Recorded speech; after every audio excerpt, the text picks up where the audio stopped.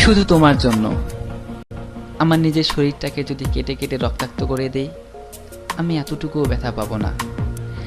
কিন্তু যদি কোনো কারণে আমায় ভুল বুঝো, তাহলে এই ব্যথা আমি সইতে পারবো না।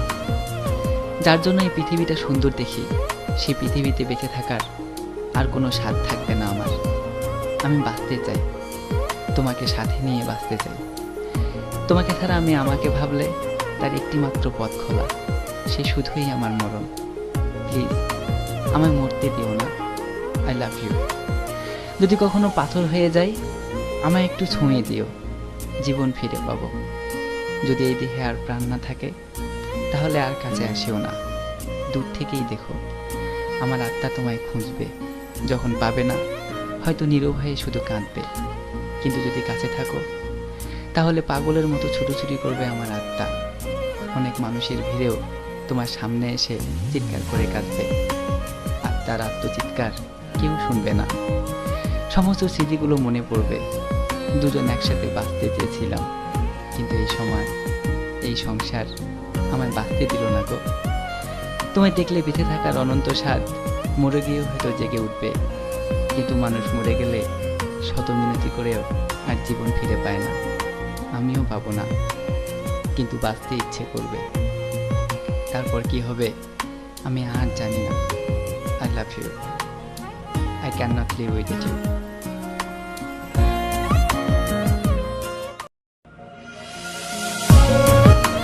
আর কোনো চাওয়ার নেই, কোনো স্বপ্নও নেই।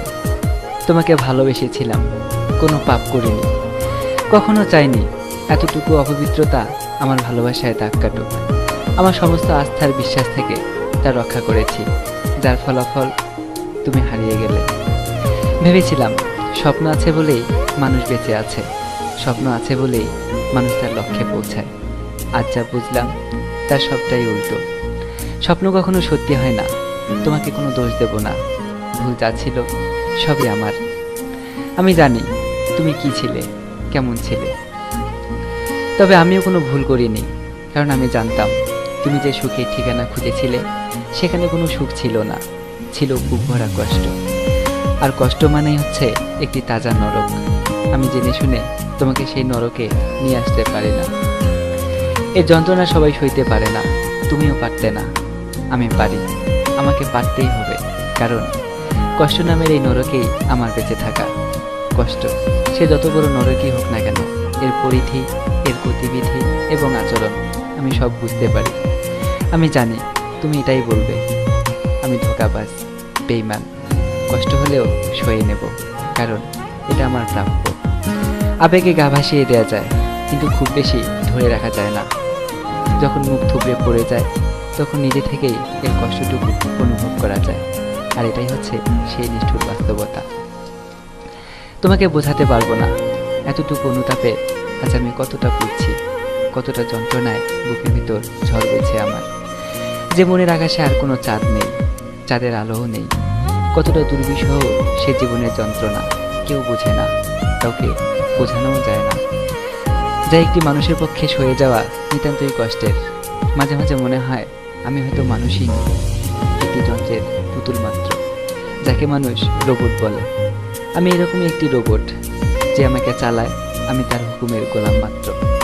আমি কষ্ট পেলেও তার কিছু যায় আসে না, কারণ সে জানে রোবটের নিচে বলে কোনো কিছুই নেই। কিন্তু এটাই সত্যি, আমিও রক্ত মাংসে করা একটি মানুষ। আমার একটি মন আছে, কষ্ট পেলে কাটার জন্য দুটি চোখও আছে। তবুও কেউ বুঝলো না, আর কাউকে বলবো না, কোনো দিন না। আমার কষ্টের এটি কথা। যদি কখনো এই কথাগুলো জানতে পারো, তাহলে হয়তো আরো বেশি ঘৃণা করবে আমায়। তবু যদি পারো, প্লিজ আমায় ঘৃণা করো না। এই ঘৃণার মানুষটিকে ক্ষমা করো।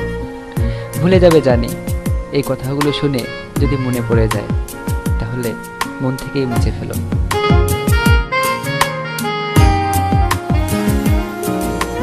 জীবনের সবটুকু চাওয়া পাওয়ার বিসর্জন দিলাম আজ।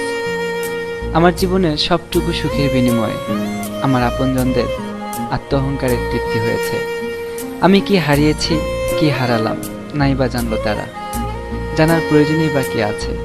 একজন মানুষ তার জীবন চাহিদার প্রয়োজনে শুধু একজন মানুষকেই ভালোবাসতে পারে। আমার জীবনেও এর ব্যতিক্রম নয়। তাকে কখনো ভুলে যেতে পারবো না। আমি জানি তার কাছে কতটা ক্ষমার অযোগ্য আমি।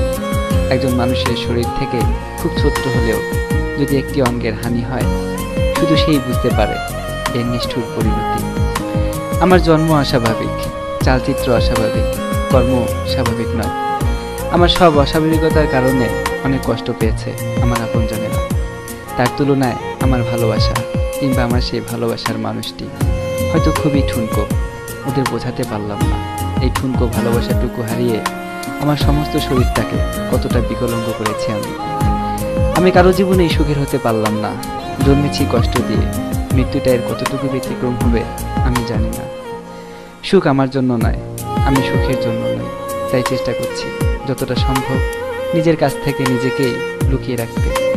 একটি ভাঙ্গা আয়নায় কেউ কখনো তার মুখ দেখে না, কারণ ভাঙ্গা আয়নায় নিজের প্রতিচ্ছবিও টুকরো টুকরো দেখায়। এটা কেউ ব্যবহার করে না, ফেলে দেয় কোনো আবর্জনার স্তূপে। আমি তেমনি একটা ভাঙ্গা আয়না, পড়ে আছি এক গাদা আবর্জনার মাঝে। এখানে সেই সব জিনিস পড়ে থাকে যার কোনো প্রয়োজন নেই। আমিও সেরকম একটি অপ্রয়োজনীয় জিনিস, যার নাম কষ্ট, শুধুই কষ্ট।